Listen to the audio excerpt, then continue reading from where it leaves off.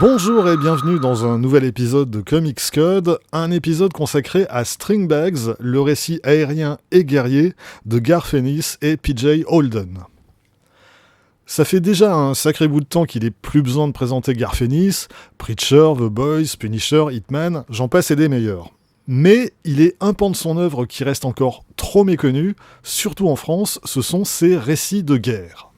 Il y a ces Battlefields que Comics Initiative vient enfin de publier en France et dont on reparlera très bientôt.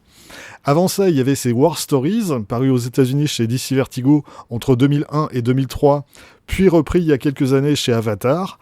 8 récits indépendants, parmi lesquels d'authentiques chefs-d'œuvre, dessinés qui plus est par des artistes du gabarit de Dave Gibbons, John Higgins ou David Lloyd. En France, Panini avait publié la moitié de ses récits peu de temps avant qu'il perde la licence DC. Et depuis, aucun éditeur français semble s'y être intéressé, pas plus qu'à sa suite parue chez Avatar entre 2014 et 2017. Il est néanmoins permis d'espérer.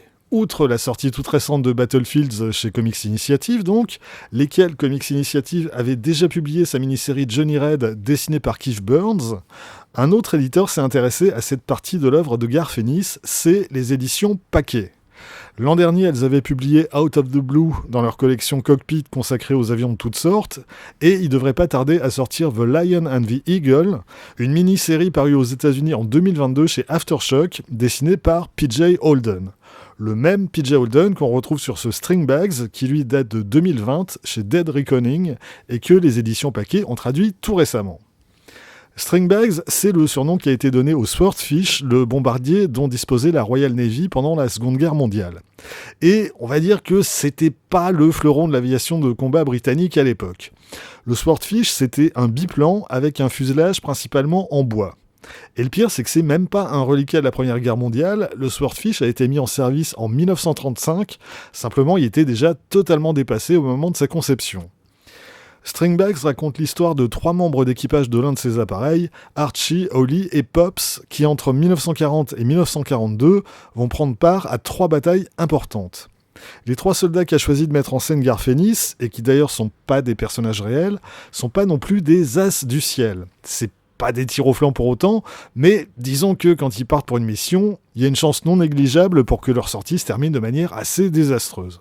C'est peut-être la poisse, ou c'est peut-être juste qu'ils sont pas vraiment faits pour ça. Dans ses récits de guerre, Garth Ennis ne met à peu près jamais en scène de héros infaillibles et invincibles, il préfère se concentrer sur les sans nom et les sans grade, ceux qui n'ont pas choisi d'être là et qui tiennent autant à remplir leur mission qu'à sauver leur peau. Archie, Holly et Pops rentrent tout à fait dans ce modèle. Et s'il s'agit de personnages de fiction, les principales missions auxquelles ils prennent part dans String Bags sont quant à elles bien réelles, et Ennis a évidemment mis un point d'honneur à respecter autant que possible la réalité historique. Il s'agit du bombardement du port de Tarente, fin 1940, où le gros de la flotte italienne était stationné, l'attaque du Bismarck, un cuirassé réputé indestructible et la fierté de la marine allemande en 1941, et enfin l'attaque dans la Manche d'un convoi militaire allemand début 1942. Sauf que, aux commandes d'un biplan en bois n'ayant à peu près aucune chance face aux appareils bien plus modernes, puissants et rapides de la Luftwaffe, et qui plus est à la merci des tirs de la DCA ennemie, ces missions ressemblent quand même vachement à des missions suicides.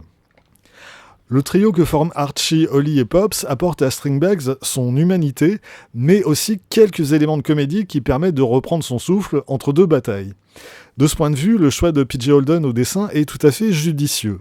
Autant l'artiste se montre extrêmement méticuleux quand il s'agit d'illustrer le matériel militaire de l'époque, autant pour ses personnages, il se permet un style un peu plus caricatural, en exagérant leurs mimiques et leurs expressions, ce qui là aussi concourt à donner au récit à la fois un peu de légèreté et surtout d'humanité.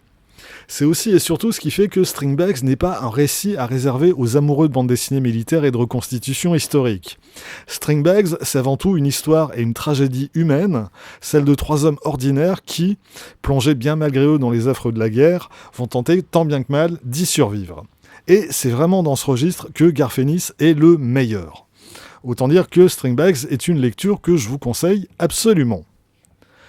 Voilà, c'est tout pour aujourd'hui. Rendez-vous très vite pour la suite. D'ici là, vous pouvez vous abonner à cette chaîne, laisser un commentaire, partager cette vidéo sur les réseaux sociaux et surtout, lire des comics. Soyez sages et à bientôt.